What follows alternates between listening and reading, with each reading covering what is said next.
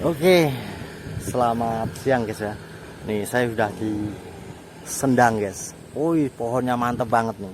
Nah, namanya Sendang Delingung, Kecamatan Mojokedang, Kabupaten Karanganyar, Jawa Tengah. Lokasinya guys, pinggir-pinggirnya ada sawah-sawah. Pokoknya pemandangannya sangat luar biasa. Oh, iya. Ada sumbernya yang bertahun-tahun tidak pernah surut guys. Simak video baik-baik biar Anda tidak gagal paham. Bila kita pahami, ada sebagian pemahaman masyarakat kita bahwa seorang sosok kiai ideal atau bahkan wali menurut sebagian orang adalah seperti para pemburu hantu yang lama ditayangkan di televisi. Tampilan pakaian dari ustadz tersebut menimbulkan kesan sebagai ilmu putih, ditambah dengan aksinya yang memukau, memagari jin secara gaib, menggiringnya hingga memasukkan jin ke dalam botol. Sebelumnya, perlu diketahui bahwa pada asalnya jin itu tidak bisa dilihat oleh mata telanjang. Ibnu Ukail rahimahumullah menyebutkan, tiada dikatakan jin, melainkan karena sifatnya yang istijnan, yaitu istitar atau terhalang dari pandangan mata. Pendapat tersebut sejalan dengan firman Allah, sesungguhnya iblis dan pengikut-pengikutnya melihat kamu dari suatu tempat yang kamu tidak bisa melihat mereka. Dalam surat Al-A'raf ayat 27 ada perbedaan pendapat di kalangan para ulama, apakah jin memungkinkan untuk dilihat manusia ataukah tidak. Imam Syafi'i termasuk yang berpendapat tidak mungkin dengan dasar ayat tersebut. Seperti beliau katakan, barang siapa mengklaim bahwa dirinya dapat melihat jin, maka kami menganggap syahadatnya batal, kecuali jika dia seorang nabi. Jika benar pendapat Imam Syafi'i ini, maka yang beliau maksud adalah melihat jin dalam wujud yang asli, sedangkan melihat jin dalam bentuk tasyakul atau malih rupa itu memungkinkan dalam kondisi tertentu. Seperti dijelaskan Ibnu Hajar ketika mengomentari pendapat Imam Syafi'i, yang beliau katakan ini sangat mungkin bagi orang yang mengklaim melihat jin dalam bentuk aslinya sebagaimana dia ciptakan, sedangkan orang-orang yang melihat jin dalam bentuk yang telah melakukan penyerupaan dalam bentuk hewan misalkan menyebutkan tentang tasyakul jin. Jin mesti dalam bentuk tasyakul bisa dilihat dalam 3 kondisi. Pertama, jin menampakkan diri atas kemauannya sendiri, seperti setan yang menampakkan diri dalam wujud Surakoh bin Malik bin Justam ketika perang Badar. Juga sahabat Ansor yang bertemu dengan ular di ranjang yang ternyata adalah jin. Keduanya bergulat hingga semuanya mati dan tidak diketahui mana yang lebih dulu mati, seperti yang diriwayatkan oleh Abu Sa'id Al-Qurdi dalam Sahih Muslimnya. Kedua, dengan mantra, ritual syirik atau diminumi air mantra. Hal ini seperti yang dilakukan oleh orang-orang yang memiliki khodam dari golongan bangsa jin. Dia bisa memanggil maupun melihat jin yang menjadi piaraannya meski dalam wujud yang bukan wujud aslinya. Dan ketiga, orang yang kesurupan terkadang melihat jin. Dari ketiga kemungkinan tersebut, yang paling dekat dengan aksi para pemburu hantu tersebut adalah yang kedua. Wallahu a'lam bissawab. Karena dia mengaku bisa melihat jin, sehingga mampu magarinya dengan pagar gaib agar jin tidak kabur. Tetapi tidak mungkin seorang mengetahui yang gaib di segala tempat yang diinginkannya, karena Allah berfirman, dialah Allah yang mengetahui yang gaib, maka dia tidak memperlihatkan kepada manusia, kepada seorang pun tentang yang gaib itu, kecuali kepada Rasul yang diridhoinya. Maka sesungguhnya dia mengadakan penjaga-penjaga malaikat di muka dan di belakangnya, dalam surat Al-Jin ayat 26 sampai 27. Untuk itulah para ulama menyebutkan bahwa di antara yang disebut sebagai takut adalah mereka yang mengaku melihat yang gaib. Yang aneh, banyak orang mengantri untuk melakukan pembuktian gaib, yakni dengan cara menyediakan diri sebagai mediator, jasad yang dirasuki oleh jin. Mengherankan, mengapa orang banyak menyediakan diri sebagai orang yang dirasuki setan, padahal Nabi banyak mengajarkan kepada kita untuk mencegah diri dari gangguan setan. Orang yang bersedia menjadi mediator sama saja menyetujui tindakan orang yang mengundang jin untuk masuk ke jasadnya. Sedangkan jin diundang dengan mantra-mantra syirik atau ada doa kepadanya. Di sisi lain, orang yang rela dijadikan mediator tawakalnya kepada orang yang memasuki jin ke jasadnya, yakni dia yakin bahwa si paranormal tersebut kuasa menyembuhkan dia dari kesurupan, sebagaimana dia mampu mengundang jin dan memasukkan ke dalam tubuhnya. Dan aksi memasukkan setan ke dalam tubuh manusia hanya dilakukan oleh dukun dan tukang sihir saja. Tak satupun ulama Islam, apalagi nabi, sahabat, tabi'in maupun imam 4 mazhab yang pernah melakukannya. Para sahabat sekalian yang dirahmati Allah, berhati-hatilah dengan mereka-mereka yang mengaku sebagai kiai, ustadz, dan gus, yang sebenarnya adalah seorang dukun dan manusia pembawa kesesatan nyata yang terselubung. Dukun atau paranormal adalah orang yang mengaku mengetahui ilmu gaib dan memberikan kabar kepada manusia tentang kejadian yang ada di alam semesta ini.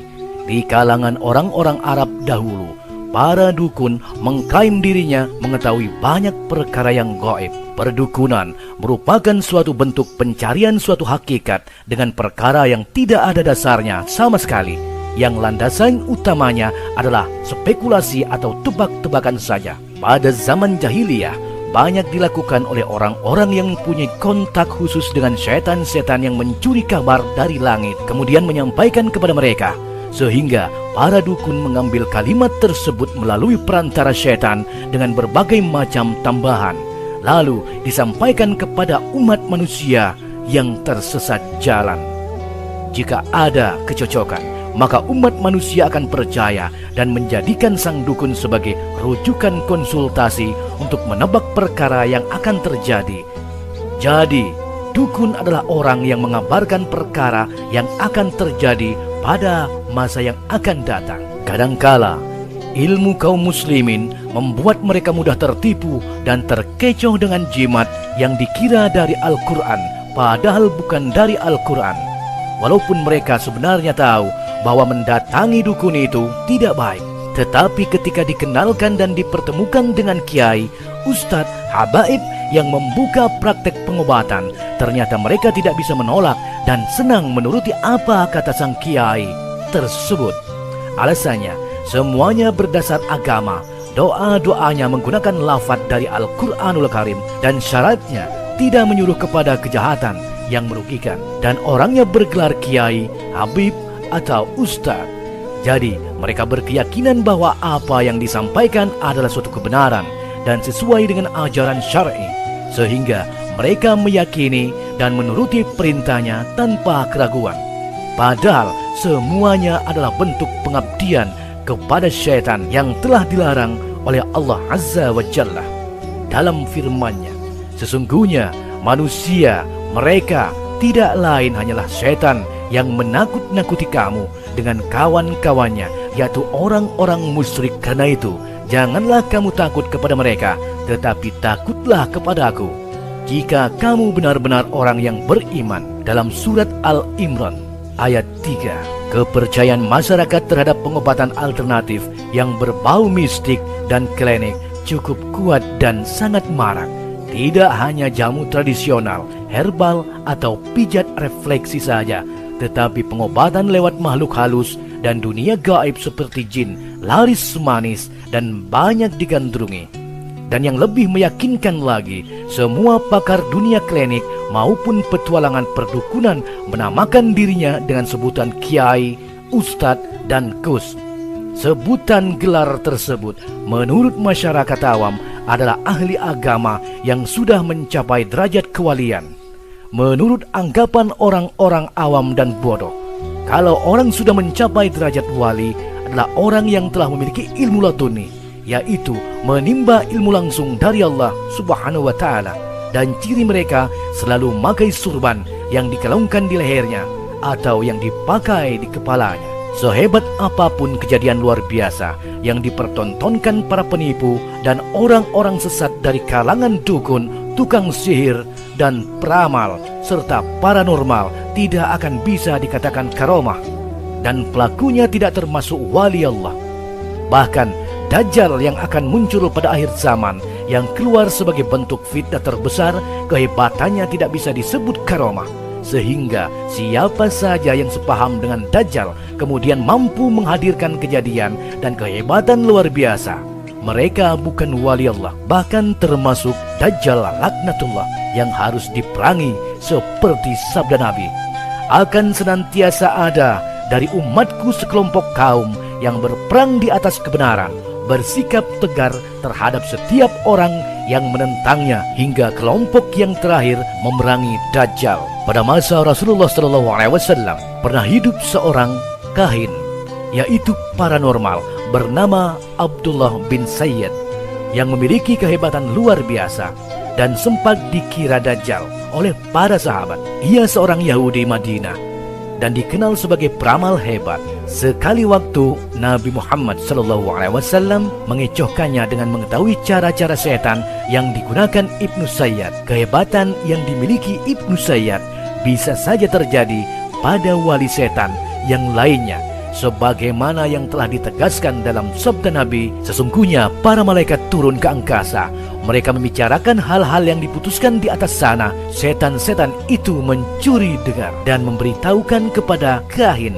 Lalu para kahin itu banyak membohongi dari diri mereka sendiri. Para kiai yang berprofesi sebagai dukun dalam mengemas dan menjajakan barang kliniknya sering meminjam berbagai macam istilah seperti tasbih mujarobat, tasbih maharabi, tasbih karomah, minyak samsiyah, minyak yasinan akbar, dan minyak tahlilan kubro, batu Raja Sulaiman, rompi rijalullah, batu umroh, zikir rezeki Sulaiman, uang khaddam karomah, asma mahabba akbar, gelang tangan karomah, kalung karomah, krim Yusufa, sabuk keramat asmaul husna, sabuk hijabul adam, susuk hikmah, hijab poligami, raja ghaib anti selingkuh, minyak asihan al-ma'una, uang rajah bil fulus, mahkota Sayyidina Ali, ilmu hikmah nurul qalbi, air suci Sunan Kalijogo, air karomah, minyak wangi asmaul husna, keris Nabi Adam,